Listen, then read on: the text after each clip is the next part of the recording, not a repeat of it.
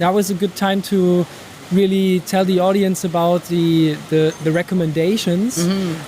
For the preparation. I found the article you always cite or always mention of your supervisor, Michel Matola, which is published quite heavily in the British Journal of Sports Medicine, which is like one of the greatest sports science journals out there in 2019. And there she published the 2019 Canadian guidelines for physical activity throughout pregnancy. When I read them, there were like 6 bullet points. You can definitely elaborate this even more.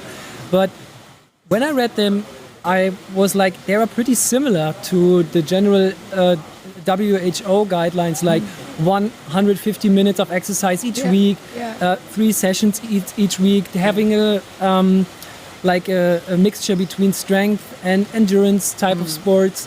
There was, for me personally, the only special thing was these, if you feel like a little nausea, if you are lying on your belly, then maybe you can avoid this and do other exercises. But what are the recommendations, and would you say that they are pretty similar to the general population guidelines? Yeah, and that's a very good point. The guidelines themselves of the 150 minutes of light to moderate, ideally moderate intensity activity, that really hasn't changed across the board.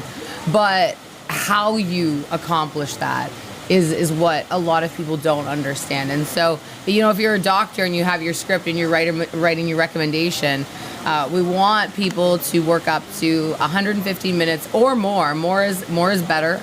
Up to 15-minute bouts, ideally 10 minutes or more, 30 minutes a day if possible. Daily activity is encouraged. And then if someone's never exercised before, you start them at a lighter intensity, and we gradually build up that intensity over the weeks. And in the lab, when we work with our prenatal subjects, they start at, I believe, 20 minutes, and each week we add 2 minutes to their walking protocol. So something like that is just an easy way to increase the intensity. But yes, you want to do a combination of different activities. So resistance training, cardiovascular training, both have benefits.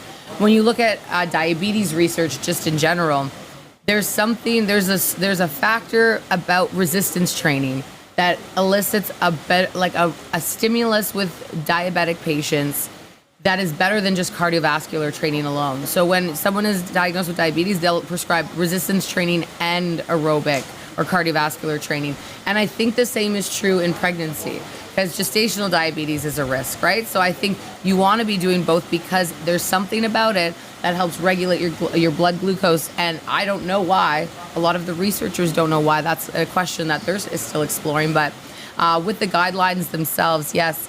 Another thing that was added recently was the incorporation of pelvic floor exercises and activities. So a lot of people have heard of the word Kegels. It's like a term when you contract your pelvic floor.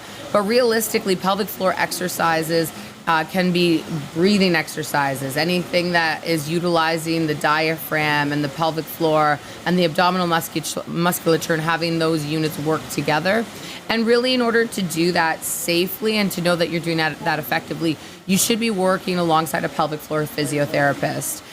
Because there's certain things that I can assess externally, but they can even go into the internal assessments and see if one side of your pelvic floor is tighter than the other. Because if you have what we call hypertonic pelvic floor, where your pelvic floor is really tight and firing, you could have more problems during delivery, and you could also tear more during delivery. If you have a hypotonic pelvic floor, it might be weak, and so you could also have problems with incontinence and things like that during and after pregnancy. So these are all things that we never really talked about 10 years ago. It's kind of like the last 5 years, pelvic floor health and pelvic floor rehabilitation and physiotherapy has become important. And I stress it with my clients because, as you know, if you were going to have an ACL reconstruction surgery or even any sort of surgery, you're working with a physiotherapist prior to that surgery to make sure you're strong enough, to make sure you're moving well going into it. And then immediately after, you're going back to physiotherapy to regain your strength and your muscle tone. And the same thing should be done during pregnancy. But because it's been deemed, it's natural, we've been doing it for centuries, it's like it's ignored. And I know France, it is a standard practice in care that you go see a physiotherapist after you've given birth. Canada, we're working on that. The education around pelvic floor health is very minimal, even in the medical schools. So we're trying to change that, where in the medical schools, we're teaching students more about pelvic floor, pelvic health, and also how it applies to pregnancy, but also throughout the lifespan. And so that's the biggest thing I would say with knowledge translation right now, is educating about the pelvic floor. When it comes to going back to the guidelines, when it comes to certain exercises and activities, avoiding like explosive exercises and activities. So weightlifting and CrossFit are contraindicated later on. I say just the barbell itself. If you're moving with a barbell and you're trying to perform exercises properly, you're going to have to be working around your belly for snatches and cleans. It becomes unsafe. But I say just substitute for dumbbells, right? You can use dumbbells instead. And that's why I chose dumbbells over the barbell. They're more versatile, right? So my clients, we use dumbbells, kettlebells, we use barbells too. But by that third trimester, as soon as that belly pops, you're going to have to modify certain exercises. Exercises on your belly are contraindicated. Most people won't be able to do exercises on their belly between 16 to 18 weeks, sometimes earlier, just depending on if they're feeling pressure. And then on your back is in the guidelines, it says you can do it, just not for an extended period of time. But if you dive into the research and the article specifically, and the study that looked at that, there was a drop in heart rate. So, it is one of those things that I just say, if you want to do a bench press, No problem. If you want to do a bench press, you can put your bench like on an incline, and then you're not flat on your back. My clients will do like decline glute bridges, incline bench presses, so they're always on some sort of an angle, but no more than 30 seconds. You don't want to do anything intensive. No breath holding, that's unsafe, right? We want to keep continuous oxygen to the body.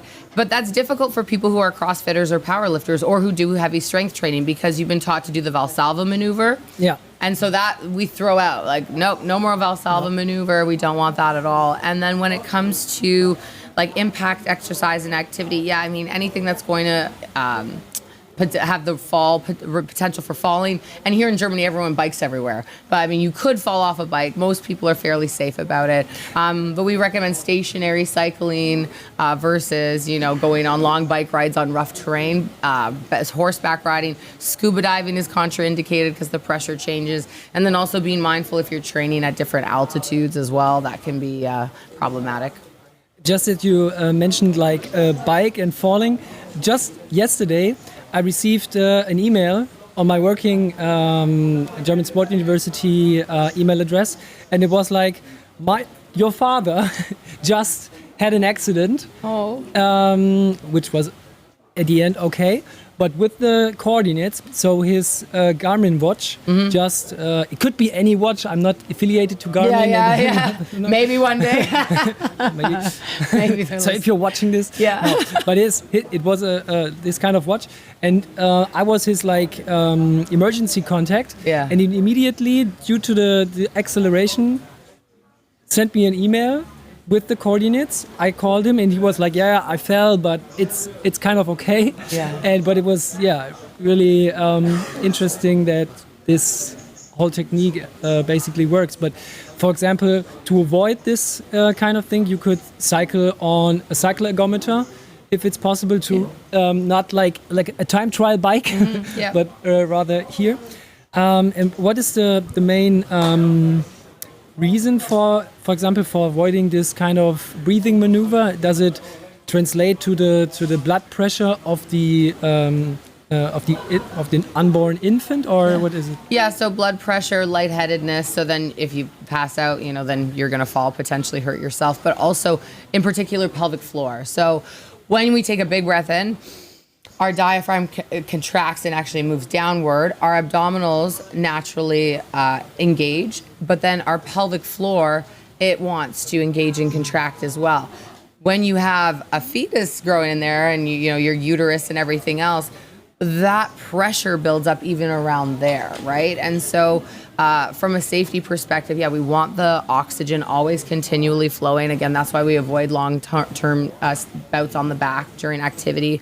But blood pressure, but also oxygen flow, and then also pelvic floor health. If you're holding your breath, you're more likely to actually have potential incontinence issues and things like that. So yeah, it's just it's a safer way, and it also basically helps to regulate how much weight you use. So generally speaking, my clients, if they know their 1 rep max from the past, they're training usually with 50 to maybe up to 80% of their 1 rep max.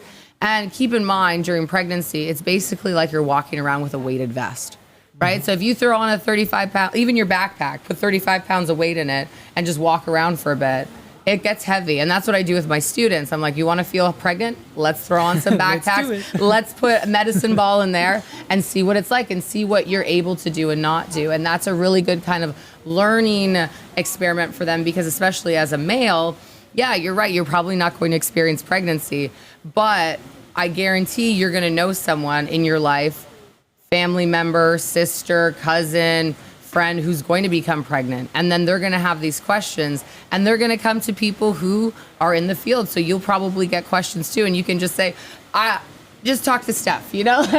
Or just share this podcast. Yeah, just share this podcast. Exactly. And a lot of the clients that I have now are actually the wives and girlfriends of athletes that I used to train. So, I mean, the education, I think it's always important, and the knowledge is transferable even to men, to women who are older. It all kind of plays a role, and I think it's important.